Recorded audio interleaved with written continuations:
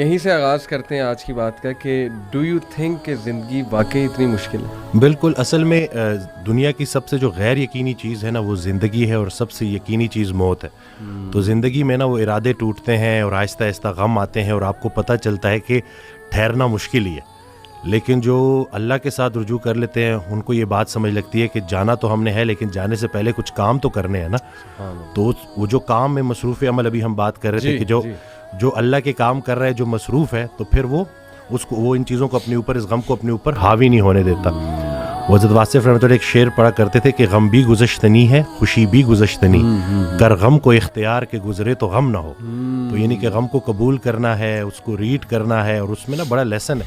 सही बात। तो ये अल्लाह ताला हमारी बर्दाश्त, सबसे बड़ी कुव्वत बर्दाश्त है। बिल्कुल सही। तो हमारी ये बर्दाश्त बढ़ाने के लिए अल्लाह ताला गम भेजता है। सही। और आहिस्ता आहिस्ता सब्र के ज़रिए, नमाज के ज़रिए इंसान जो है ना उस मुश्किल से निकल आता है, क्योंकि अल्लाह का वादा है कि हर सख्ती के साथ आसानी है। तो सख्ती के बाद आसानी है।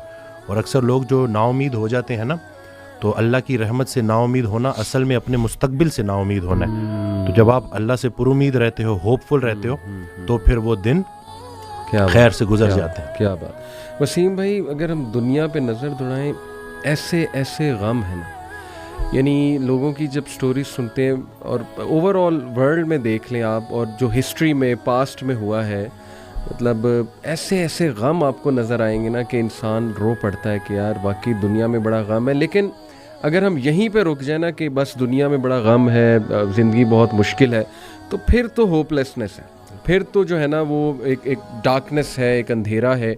दैट्स वाई आई से टू पीपल कि देखो, जो एथीज़म है वो यहीं पे रुक जाता है। बिल्कुल। वो कहते हैं कि बस we are all here and we are doomed, और बस ठीक है, सफरिंग भी है, केओस भी है, डार्कनेस भी है, अब क्या कर सकते हैं। बट जब तक इस्लाम हमारे पास है ना वसीम भाई, देखें अल्लाह सुब्हाना व तआला ने पहले ही हमें बता दिया, जैसे आपने कहा ना एक्सेप्टेंस, अल्लाह ने हमें एक्सेप्टेंस दिलाई है कि देखो इसको एक्सेप्ट करो कि ये दुनिया एक मुश्किल की जगह होगी, यहाँ तुम्हें मुशक्क़त करनी होगी, स्ट्रगल करनी होगी, वी विल टेस्ट यू।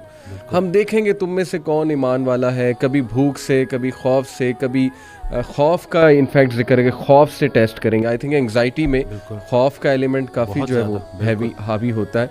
फिर लॉस ऑफ लाइफ से तुम्हें टेस्ट करेंगे, लॉस ऑफ फ्रूट से तुम्हें टेस्ट करेंगे, लेकिन वबश्शिर साबिरीन।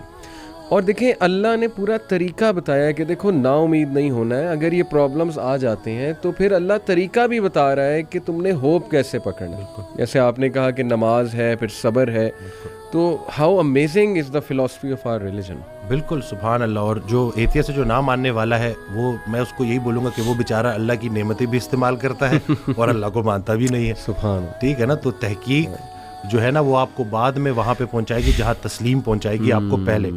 तो जो सरेंडर करना है ना, यही सब कुछ हमने करना है। एक ऑडियो में वो बयान कर रहे थे हज़रत, तो उन्होंने कहा कि पूरा सरेंडर करना है। तो जवाब आया कि हज़रत इतनी कमज़ोर सलाहियतों के साथ पूरा सरेंडर कैसे करो। तो उन्होंने कहा कि तुम पूरा सरेंडर करो, तुम्हारी सलाहियतें भी पूरी हो जाएंगी। सुभान अल्लाह। तो ये है कि जब आप पूरा सरेंडर करते हो ना, ये जो अपनी कारसाजी निकालोगे तो कारसाज की कारसाजी समझ आएगी ना।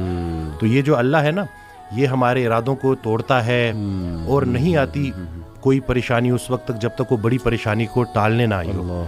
वो एक वाकया सुनाते थे कि एक बंदा एक अल्लाह वाले के पास जाता है और कहता है कि मेरा मकान नहीं बिक रहा, तो दुआ करें। तो उन्होंने कहा कि नहीं, तुम्हारा मकान नहीं बिकेगा, जाओ।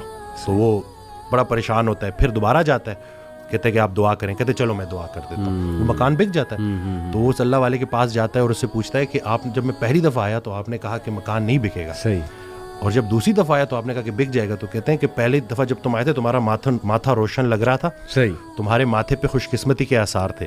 दूसरी दफ़ा जब तुम आए तो तुम्हारे माथे से बदकिस्मती के आसार आ रहे थे, क्योंकि बड़ा बदकिस्मत है वो इंसान जिसकी ज़िंदगी में उसका घर बिक जाए। तो जो चीज़ तुम अपने लिए पसंद कर रहे हो, जिस चीज़ पे तुम जश्न मना रहे हो, वो असल में तुम्हारे अस्तगफिरुल्लाह का मुकाम है, जिसको तुम अल्हम्दुलिल्लाह कह रहे हो। सही। इंसान जो है ना वो जल्दबाज है।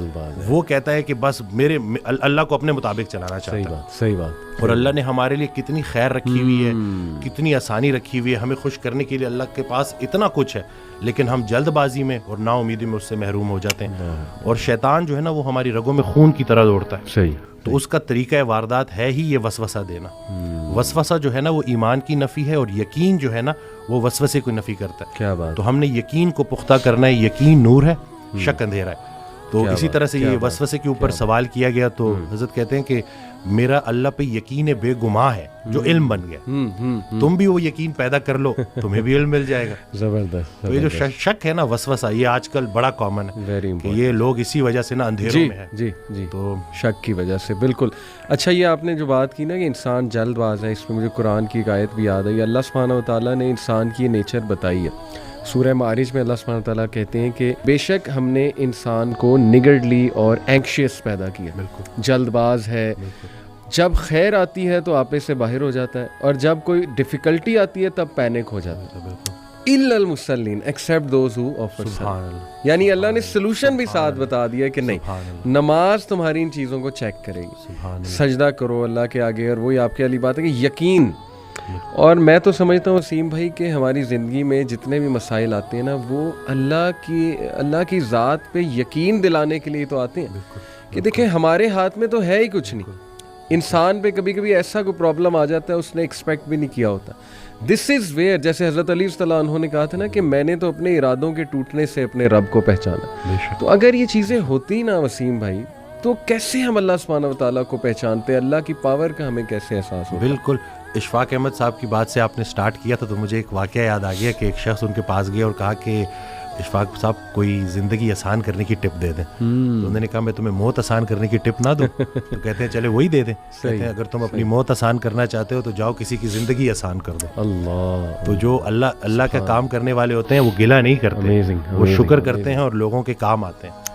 वो सारे काम जो है ना वो अल्लाह पे नहीं डालने, अल्लाह के बहुत सारे काम हैं जो हमने करने हैं। और दूसरा ये कि ख्वाहिशात, ये जो दुनियावी ख्वाहिशात हैं, ये जो फ़ानी चीज़ों की मोहब्बत है, आपको जीते जी फ़ानी कर देती हैं। और ये जितना कुछ भी है ना, वो एक शेर है कि तेरे सिवा करूँ पसंद क्या तेरी कायनात में, दोनों जहाँ की नेमतें कीमतें बंदगी नहीं।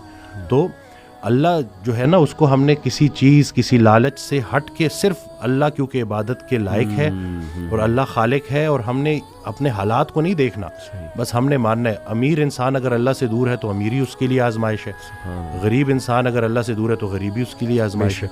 बल्कि वो एक ऑडियो में इरशाद फरमाते हैं कि जो गरीब है ना वो भी गनी हो सकता है। वो गरीब गनी है जिसकी अमीर के माल पे नजर नहीं है। तो अब वो देखे ना कि कितना आसान है हमारे लिए ना। जबरदस्त। लेकिन यही है कि उसको प्रैक्टिस करना, और फिर यही है कि जो कामयाबी का हमने जो एक मयार रख दिया वो सिर्फ यही है कि बैंक बैलेंस और यही सब कुछ। तो इंसान भी बेचारा ना बड़े बड़े घर बनाता है और सोता उसी एक छोटी सी तंग सी जगह पे है, बिस्तर पे, जितनी उसने कब्र में सोना है। सही बात। और यह है कि हज़रत कहते हैं कि जो चीज़ें तुमने अपने मरने के बाद वैसी ही छोड़ जानी, उसको अपनी ज़िंदगी में क्यों ना छोड़ दो। एक और जगह कहते हैं कि जिनको तुमने अपने मरने का गम दे के जाना है उनको अपनी ज़िंदगी में थोड़ी खुशियाँ तो दे जाओ। तो ये जो है ना अमल, मसरूफ़ अमल होना है और इर्द गिर्द के लोगों के काम आना है। जी, it sums it all up माशाल्लाह।